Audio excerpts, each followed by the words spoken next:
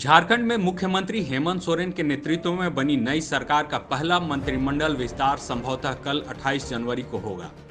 सूत्रों की माने तो मंत्रिमंडल में झारखंड मुक्ति मोर्चा के कोटे से स्टीफन मरांडी, हाजी हुसैन अंसारी, चंपई सोरेन, जगन्नाथ महतो, मथुरा प्रसाद महतो और जोबा मांझी के नामों पर चर्चा चल रही है।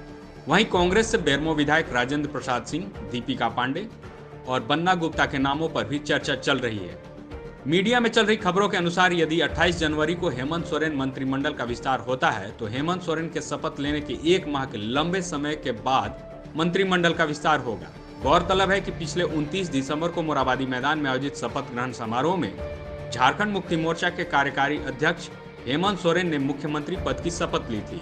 वहीं गठबंधन के सहयोगी कांग्रेस कोटे से रामेश्वर उरांव और आलमगीर आलम ने कैबिनेट मंत्री पद की शपथ ली थी, जबकि गठबंधन की सहयोगी राष्ट्रीय जनता दल की ओर से सत्यानंद भोक्ता को भी कैबिनेट मंत्री पद की शपथ दिलाई गई थी। विधानसभा चुनाव में झारखंड मुक्ति मोर्चा, कांग्रेस और राजद ने गठबंधन के तहत चुनाव लड़ा था और भाजपा को शिकस्त दी थी।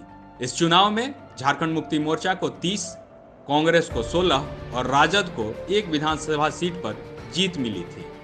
इस लिहाज से महागठबंधन के पास 47 विधायक हैं। माना जा रहा है कि मंत्रिमंडल में उचित भागीदारी को लेकर झारखंड मुक्ति मोर्चा और कांग्रेस में अब तक सहमति नहीं बन पाई थी। इस लिहाज से मंत्रिमंडल का विस्तार नहीं हो पा रहा था। मंत्रिमंडल विस्तार को लेकर मुख्यमंत्री हेमंत सोरेन भी कई बार दिल्ली का दौरा कर चुके हैं।